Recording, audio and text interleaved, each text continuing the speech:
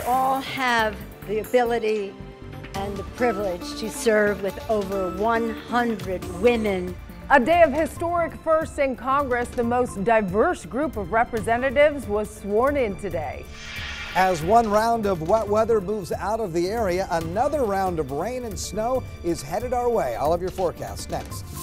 She is one of the most hardcore athletes from our region and one of 3 from the Inland Northwest competing in The Rock's new show. If I inspire somebody, freaking awesome. Well, some people saw a little freezing rain this morning, but temperatures then climbed into the 40s. However, we could see a bit of wet weather in the coming days. Good evening and thank you for joining us. I'm Mark Hanrahan. Welcome everyone. I'm Jane McCarthy. We want to get straight to meteorologist Tom Sherry in the Weather Center. And Tom, warmer than average temperatures continue. Yeah, they're going to continue again overnight through Friday, through the weekend, and probably through next week. But we are tracking another round of rain and snow headed our way. We still have a little area of snow that's up in the panhandle of Idaho, as you can see, mostly in the higher elevations, but giving a good dose of new snow up around Schweitzer Basin and again those northern panhandle mountains. Look at that rain over on the west side of the state. That is what is headed our way in the overnight hours. Kind of a repeat of what we saw this morning. The precipitation will start just before the sun rises. You've got about a 40% chance of rain falling at 5 in the morning. But look at the computer modeling of these temperatures still staying way above freezing. So it looks like it's mostly just a rain event for us here in the Inland Northwest.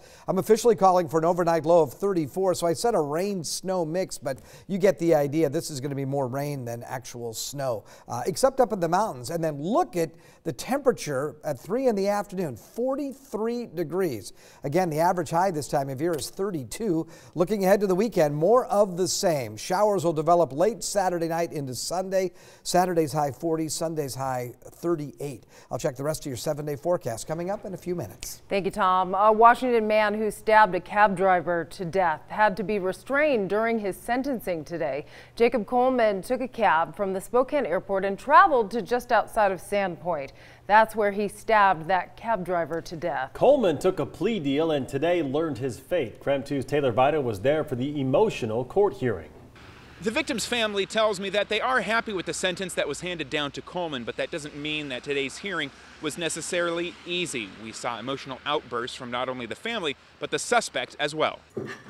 The 40 years, let's do this. That was the suspect, Jacob Coleman, after he tried to apologize to the family and friends of the victim in court. Those 40 years he mentioned, that's the minimum amount of time he'll spend in prison. It followed several strong statements earlier. They're going to have fun with you. You're going to get raped. I think a monster is an understatement.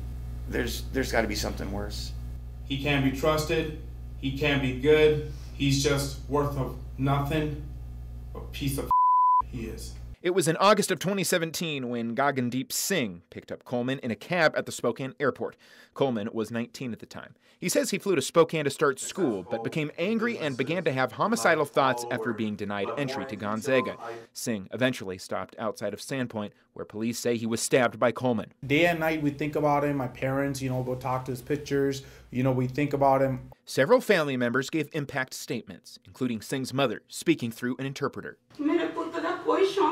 He had a great, bright life ahead of him, but this sinner took all that away from us. This sinner ended his life. You having fun yet? You're going to the big house. You're going to have fun. Prosecutors noted that Singh attempted to help Coleman as Coleman appeared to have a breakdown, but that the killing was ruthless. The defense countered by saying that Coleman suffered from a personality disorder and that he was not a monster. He was not making a sound judgment, but this is a man who was at the very end of his rope. Coleman, when it was his turn, put it more bluntly. I'm up mentally. He said he was sorry and that he felt he could be rehabilitated in prison. I'm a house with termites at its foundation, but the termites can be extinguished, the foundation can be relaid. The judge ultimately called the murder a vicious crime, saying Coleman be best put away in order to protect society. He was then given a life sentence, something that left Coleman's parents in tears. So sorry for your loss. Miss Coleman, I'm so sorry for you. I don't think he was sorry at all, how he was saying sorry to me or my family.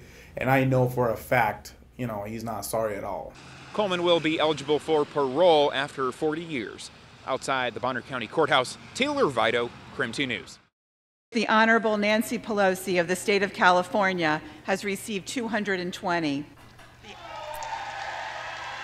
Representative Nancy Pelosi is now Speaker of the House for the second time. Democrats now have the majority in the House of Representatives for the first time in 8 years. There are a lot of new faces in Congress this year, including a record number of women. It also is the most racially diverse group of lawmakers.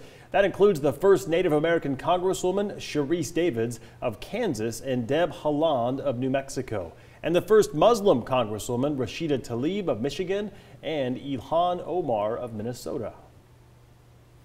We all have the ability and the privilege to serve with over 100 women.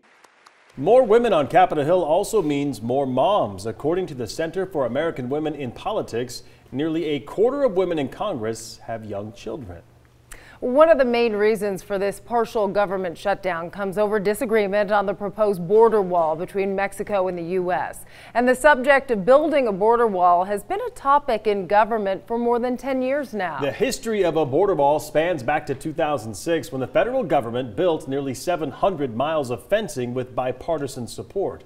It was all part of the Secure Fence Act signed by then President Bush. 90 Democratic members of Congress supported it. That included President Barack Obama, former Secretary of State Hillary Clinton, and current Minority Leader Chuck Schumer.